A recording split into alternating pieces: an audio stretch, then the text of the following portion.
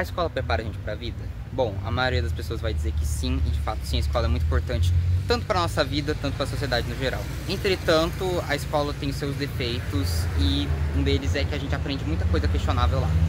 Seja desde equação de segundo grau, desde teorema de Pitágoras e fórmula de Bhaskara, esses conteúdos que podem ser sim importantes para algumas pessoas, mas não vai ser importante para todo mundo. Imagina um exemplo no qual você quer passar em história e ser historiador, por exemplo. Porém, você acaba não conseguindo passar, acaba fazendo recuperação ou reprovando, porque você foi mal em matemática ou em português. E isso é um pouco injusto e não é nada de culpa sua, porque você só largou uma matéria de lado para focar em outra que é a do seu foco. E pensando nisso, eu vim aqui, no lago da minha cidade aqui, para dar a minha opinião e possíveis soluções para alguns problemas da escola que eu posso resolver. Se você quiser ver todas as propostas, veja o vídeo até o final. Uma das minhas principais propostas, talvez a minha principal proposta, vai ser a separação de matérias. Como que vai funcionar? As matérias vão ser separadas entre as matérias obrigatórias, que vão ser aquelas matérias que vão ser muito necessárias para a vida, independente do seu caminho, do seu objetivo que você for fazer. E as matérias opcionais, que como o próprio nome diz, vai ser opcional, ou seja, você vai escolher se aquilo lá vai servir para o seu objetivo ou não. Então vamos lá, por exemplo, matemática, talvez a matéria mais odiada por muitos alunos aí. Como é que vai funcionar? Por exemplo, em matemática, a gente aprende muita coisa que boa parte a gente não vai usar, porque não é do nosso objetivo, pelo menos. Então como seria? A separação seria, as matérias, o conteúdo opcional de matemática seria adição, subtração, divisão e multiplicação, apenas.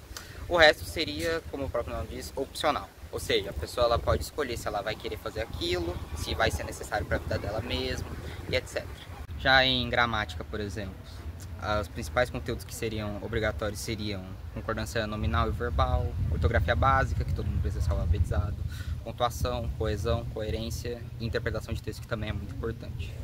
Em biologia, as principais áreas que seriam opcionais seriam sobre o corpo humano, higiene, saúde, sexualidade, os sistemas dele, sistema cardiovascular, sistema respiratório, por exemplo. Teria que cair também o básico da ecologia e o básico da genética e do meio ambiente também. E também, o que seria importante seria sobre alimentação, nutrição, doenças e vacinas, que também são muito importantes.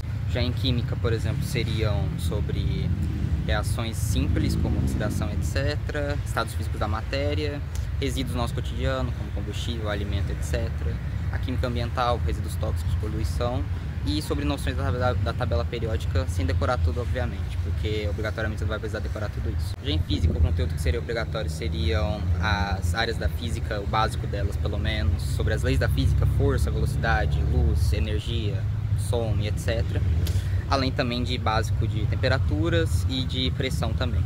Em história vai ter bastante coisa que vai ser obrigatória, entre elas vai ser sobre os direitos humanos, como que funcionam os governos, ideologias, como que a sociedade se tornou o que é hoje, história de desigualdade social, escravidão e etc. As grandes guerras, as grandes revoluções, a Revolução Francesa, por exemplo, as duas grandes guerras, como que elas impactam o mundo hoje em dia. E é muito importante isso porque é para entender como que funciona o nosso mundo atualmente também. Em geografia vai ser principalmente sobre geografia básica, sobre mapa, GPS, bússola, entender como funciona.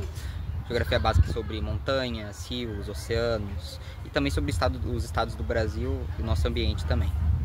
Além de problemas sociais, como desigualdade social, que a gente já falou em história, por exemplo, que é muito importante também. Já em arte seriam sobre os movimentos artísticos, a história da arte no Brasil e a valorização da nossa cultura, da nossa arte, etc. Esses pelo menos seriam os obrigatórios, pelo menos. E também explicar também que a arte, ela boa parte das vezes reflete o ambiente em que ela é feita. Já em inglês, acho que seria a matéria que eu deixaria completamente opcional, porque tem muita gente que faz inglês de fora, então talvez não precisaria mesmo também. E educação física seria também uma matéria que eu deixaria completamente obrigatória, porque é muito importante para desenvolver o físico, etc. A não ser que a pessoa faça academia, aí talvez seja obrigatório, mas para aquela pessoa em específico. Sobre educação financeira e empreendedorismo, eu deixaria eles como uma das matérias 100% obrigatórias, porque é muito importante para a nossa vida, as duas áreas. Então, ela seria uma das poucas áreas que eu deixaria 100% obrigatórias. junto com filosofia, que eu acho que é também uma das matérias mais importantes, e por mim tinha que ser estudada desde o primário. É muito importante para a gente desenvolver o pensamento racional e compreender o mundo que a gente vive hoje também. Lembrando que disso tudo que eu citei sobre as matérias, é só a parte obrigatória, a parte opcional vai variar, como eu disse, é opcional. Com todas essas mudanças nas matérias, a mudança dos Enem e dos vestibulares vai mudar, por exemplo. Como eu disse, a separação entre as matérias obrigatórias e opcionais vai ter também outra separação nos vestibulares no Enem. Como que vai funcionar? Por exemplo, se um aluno ele quer fazer medicina, ele vai estudar um Enem só com os conteúdos de medicina. Ou seja, se ele quiser fazer medicina, o Enem de medicina vai cair principalmente sobre biologia, química e física, por exemplo. Se o cara quiser fazer direito, ele vai cair sobre filosofia, história, português, redação, etc. E como eu disse, vai variar dependendo do que a pessoa for seguir. E essa medida vai ser também para acompanhar toda essa parte da mudança das matérias e separação entre obrigatório e opcional dessa proposta minha aqui. Um dos grandes problemas da escola atualmente é tratar os alunos como se eles fossem uniformes, todos iguais e com os mesmos objetivos. Porém, não é assim que funciona. E para esse problema, a solução para mim seria a consulta e direcionamento bimestral, ou CDB, que é basicamente um negócio que eu acabei de inventar. Mas como que seria basicamente? Seria uma consulta, como o pronome diz, que aconteceria a cada bimestre ou trimestre, dependendo da escola, entre o aluno, o responsável do aluno, o diretor e opcionalmente um professor. Essa consulta seria do quê? Ela, via de regra, duraria entre 15 a 20 minutos e seria sobre o objetivo do aluno, o futuro dele. Por exemplo, todas as consultas teriam as seguintes perguntas: qual que é a sua matéria favorita? Qual que é o seu objetivo para a vida? O que você tem pensado em fazer? Ou se você não tem, qual que você gostaria de seguir, etc. E opcionalmente teria, por exemplo, perguntas como, tipo assim, por exemplo, um aluno ele acabou indo muito mal em uma matéria, ou faltou muito em uma matéria, eles iriam perguntar: por que aconteceu isso? Por que você foi mal nessa matéria? Por que você faltou muito nela? Aí ele pode responder que, porque essa matéria não faz parte do meu objetivo e eu preferi deixá-la de lado para focar no meu objetivo. E isso vai ser muito importante para a escola conseguir entender que os alunos eles são seres humanos, eles têm cada um seu objetivo, eles têm problemas e etc. Com tudo isso, você pode estar se perguntando sobre como seria a recuperação e a reprovação. Vamos lá, a reprovação não existiria e a recuperação seria opcional. Eles iam perguntar, tipo assim, essa matéria que você foi mal faz parte do seu objetivo? Você quer focar mais nela? É algo que você precisa? Aí o aluno pode responder se sim ou se não e etc. E como eu disse, isso é muito importante porque os alunos são pessoas e eles precisam ser tratados como pessoas, cada uma com seu objetivo. Outros dois temas muito polêmicos que eu queria falar são sobre as cotas raciais e sobre a lei que proíbe os celulares nas escolas, que entrou em vigor recentemente. Sobre as cotas raciais, eu compreendo completamente todos os problemas que racismo estrutural e outros preconceitos causam à sociedade ainda hoje. Porém, eu acho que as cotas raciais poderiam muito bem ser modificadas e transformadas em cotas mais sobre questão financeira, para não dar aquela disparidade entre os alunos, para ninguém achar que um tem um privilégio e o outro não.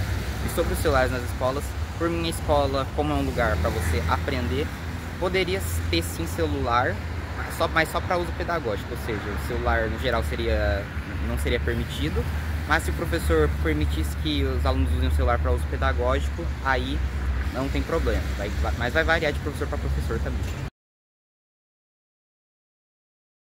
Outro tópico que eu gostaria de falar é sobre os chamados alunos exemplares. Quem são esses? São os alunos que, como o próprio nome diz, eles focam 100% na escola e levam ela como a principal foco para a vida dele. Qual que é o problema disso? Que esses alunos são basicamente uma representação em carne e osso desse sistema. Tá, tirando as brincadeiras de lado, qual que é o problema disso? Porque esses alunos, a maioria deles, não são inteligentes de fato. Eu digo isso como tendo sido um aluno exemplar em um certo período da minha vida, há uns 3 anos atrás, eu diria que eu era sim um aluno exemplar. Porém, a única coisa que eu levei de lá foi notas. Por exemplo, um aluno que ele se esforça muito para fazer uma prova, ele está se esforçando para fazer aquela prova, para aquele dia. A chance dele levar o aprendizado que ele fez para aquela prova para a vida é muito difícil. E assim, isso não é inveja, tá? porque, como eu disse, já fui um aluno assim, e eu admiro muito essas pessoas que conseguem se encaixar nesse sistema, que é algo muito difícil. Porém, por outro lado, esses alunos eles estão mais focados em nota do que aprender de fato as matérias. Então, muito obrigado por ter assistido até o final. O vídeo provavelmente ficou uma merda e eu entendo completamente isso porque eu não sei gravar, mas eu sei escrever, então aí na descrição vai estar o link completo da proposta para caso eu tenha faltado alguma coisa no vídeo ou você não entendeu o que eu falei, enfim, vai estar lá. E só falando, esse vídeo não é um ataque pessoal à escola, como eu disse, eu entendo o quão importante a escola é para nossas vidas, porém ela tem seus defeitos e eu acho que esses defeitos têm soluções e essa é a minha proposta para resolver. Se você achou que poderia ter faltado alguma coisa, comenta para eu ver depois, talvez eu faça um vídeo respondendo. E se você gostou da ideia, compartilha aí. É isso, tchau, até o próximo vídeo.